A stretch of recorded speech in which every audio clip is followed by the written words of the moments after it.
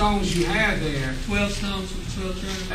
The 12 stones with the 12 tribes, those 12 stones were also basically, these are the elements that represent, that are over there to describe basically describe the mental content that made this city. In other words, everything in that city, everything is what's glowing. When I see that sometimes, you just look at the stuff and say, when I go over there and I say, well, just how does this stuff glow like this? Because you're so conditioned by the what? The base of metals. The flesh of this world. And that's why you become so conditioned. You think this is real, but it's not what? Not real. It's not real.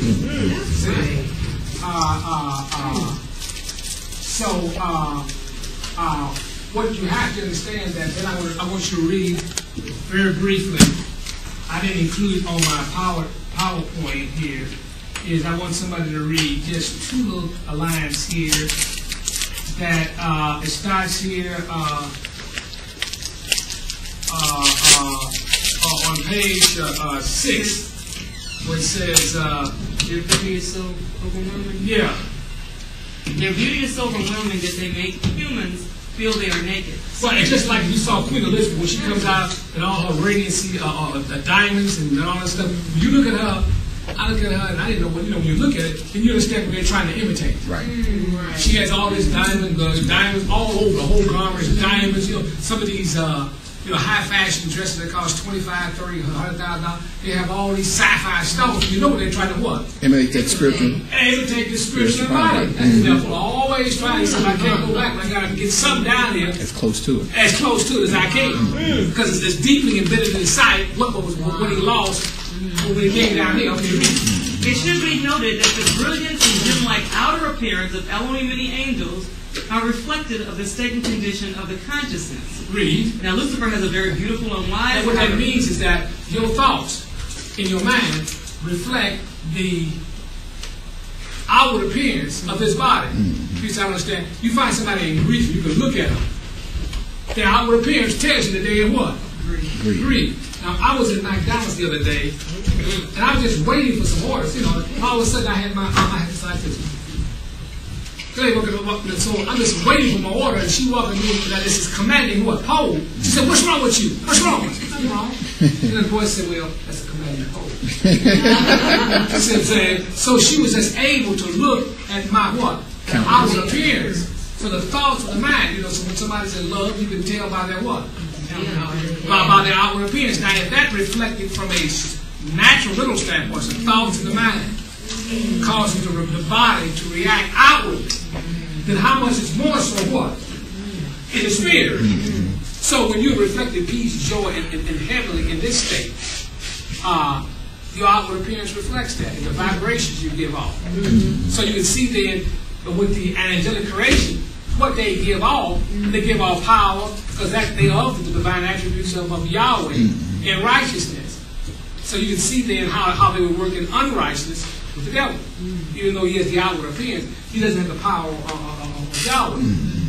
See, he isn't in a carnal low state and condition. He wants to exalt himself. Okay, so that shows you that their radiancy, being peace, joy, being the kingdom itself, on these attributes brought into perfection at that point in time, then you can begin to see now what we're looking at when people look at them. I mean, when we look at them, you say, "Whoa, I'm a naked man." Anybody going to argue or debate about that? Okay, read. Okay, now Lucifer has a very beautiful and wise outward appearance, but his heart and mind are full of darkness, deceit, evil, and prideful. Paradoxical as it may seem, his outward appearance overwhelms Lucifer's corrupt beauty and wisdom. Finally, few understand that human souls are made up of this spiritual substance, and the magnification of the gem-like substance depends on the state and condition of the heart and mind. Does everybody understand that? So the state and condition. That's why you cannot be a part of this body with the wrong state and what? Condition. Also, be you renewed and transformed in your what? In your mind. In your mind. And that's what the Holy Spirit transforms your whole consciousness. Okay. Now, we're going to go through what happens is that Ezekiel sees these four-faced creatures with four faces and four wings. Now, that's similar. Moses didn't see that. Moses saw an angel in a what? Burning Bush. He just saw an angel in the burning bush. That's all he said. He didn't get on the street, never did nothing. Since then, now Ezekiel plays it out in detail. He says, well, these angels had, this is what Moses wrote there here at the burning bush. And the angel of Yahweh appeared unto him in a flame of fire out of the midst of a bush. And the bush burned. So he saw, so we had this flame of fire, we went through it. Now Ezekiel is going to see these creatures step out of this cloud of enfolding, a cloud of fire that's enfolded upon itself. It says, now Ezekiel says he saw the creature with the likeness of human in the midst of an enfolding fiery cloud. He writes, and out of the midst of the fiery cloud there came the likeness of 4 living creatures. And this was their appearance in the likeness of a man. So he saw the likeness of a man. He goes to describe these 4 creatures which we saw in the movie there at the end there. He says, now the 4 creatures represent, these 4 creatures represent the 4 what? Cardinal points, north, south, east, and west. Also the 4 points on the 4 horns of the altar. Both altars, the altar of incense and the altar of what? Burnt offering. They also represent in Revelation, it said that the 4 angels stood on the 4 corners of the earth holding the what back? Holding back the 4 winds. Holding back the 4 winds. So you can see then that these angels, what they represent. Now, in addition to that, the children of Israel, we have it better on that chart there, over here, is that the way that they would camp in various ensigns around the what? Tabernacle. That Judah on the east. See, you had these tribes that were camped around this here. 3 tribes on either side. See, and each one of these tribes had a what? They had a banner or an ensign. Right. And the ensigns were, those 4 beasts represent 4 kings. Now, in Revelations, this was further clarified. We're talking about the 4 seals, but there were 4 beasts around the throne of Elohim. He described these beasts as having eyes and described as a lion, a man, and people, and an ox. So then, what they represent is the 12 orders of angels that constitute or make up this embodiment of this Elohim embodiment. It's like there was 12 stones that made up the foundation of what? Of Jerusalem above. Now that we understand that, let us go and examine one of the great mysteries of this is the description of these wheels. And what are those wheels?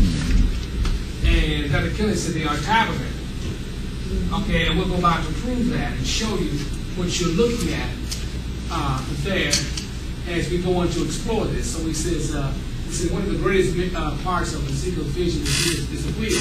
Ezekiel said, I looked at creatures. I saw a wheel on the ground beside each creature with its 4 faces. So besides each creature there was a wheel. Though the wheel was on its side, not standing and rolling like a wheel. Now Ezekiel goes on to describe these 4 wheels. They sparkle like beryl chrysolite.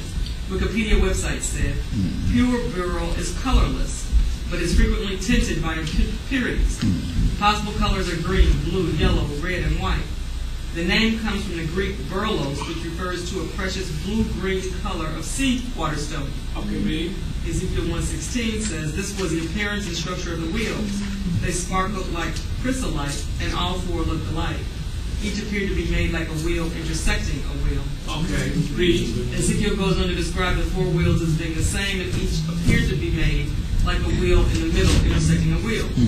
Here each wheel has another wheel with it at a 90-degree angle. This means that if the wheel is pointing north and south, then the inner wheel would point east and west. Okay, what are the wheels? The mystery about Ezekiel's wheels has been hidden for centuries. Many believe that these wheels are UFOs, space vehicles from alien planets, etc. The key to understanding the mystery of the wheels is revealed in the 10th chapter of Ezekiel's vision. Okay, so the 10th chapter further reveals or confirms a lot of things that this thing. Right? If you read the first 9 or 10 chapters of that, you see that Ezekiel was taken to Jerusalem. He said he was in his house praying, and the spirit, Elohim came in and took him by the hair and took him to Jerusalem. Well, how did that be? Because he was physically where? in Babylon. So he was taken, abducted, his soul taken.